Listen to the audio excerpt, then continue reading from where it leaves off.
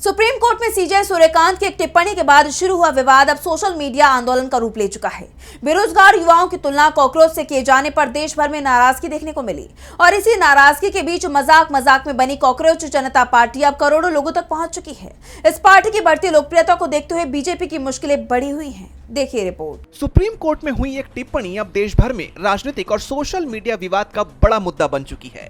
सीजे सूर्यकांत ने बीते हफ्ते एक सुनवाई के दौरान बेरोजगार युवाओं की तुलना कॉकरोच से कर दी थी। बयान सामने आते ही सोशल मीडिया पर बवाल मच गया। बेरोजगार युवाओं ने इस टिप्पणी को अपमानजनक बताया और देखते ही देखते इंटरनेट पर विरोध की लहर दौड़ पड़ी। इसी विरोध के बीच सोशल मीडिया पर कॉकरोच जनता पार्टी यानी सीजेपी नाम की एक नई डिजिटल मुहिम शुरू हो गई। हालांकि ये कोई आधिकारिक राजनीतिक पार्टी नहीं है, बल्कि विरोध के तौर पर बनाया गया एक ऑनलाइन अभियान है। लेकिन कुछ ही दिनों में इसके फॉलोअर्स लाखों से बढ़कर करोड़ों तक पहुंच गए हैं, जिसकी चर्चाएं तेज हैं। तो वहीं खबर अब यह भी है कि कॉकरोच जनता पार्टी का एक्स अकाउंट भारत में बैन कर दिया गया है, जिसके बाद इसके फाउंडर अभिजीत दीपके भड़क उठे हैं। उन्होंने बताया, जिसका डर था वही हुआ। पहले उन्होंने हमारे अकाउंट को हैक करने की कोशिश की, जब ये नहीं हुआ तो उन्होंने इसे बैन कर दिया। हमारा एक्स का ऑफिशियल अकाउंट इस वक्त भारत में दिखाई नहीं दे रहा है। और अब अभिजीत दीपके ने कॉकरोच जनता पार्टी के इंस्टाग्राम अकाउंट को भी हैक करने की कोशिश करने का दावा किया है। तो वहीं इस पूरे मामले पर सीनियर वकील प्रशांत भूषण ने भी केंद्र सरकार को निशाने पर लिया है।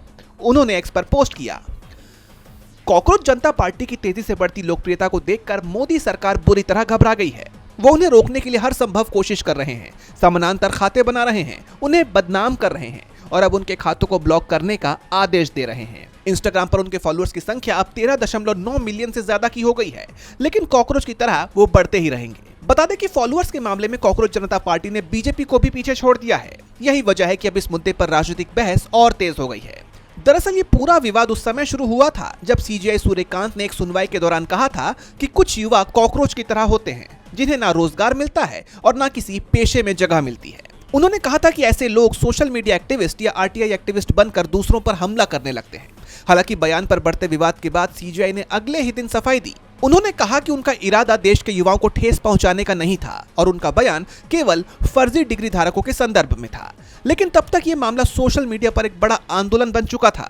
अब ये देखना दिलचस्प होगा कि कॉकरोच जनता पार्टी सिर्फ इंटरनेट ट्रेंड बनकर रह जाती है या आने वाले दिनों में ये सरकार और व्यवस्था के खिलाफ युवाओं की नाराजगी का बड़ा प्रतीक बनती है। डीबी लाइव की रिपोर्ट।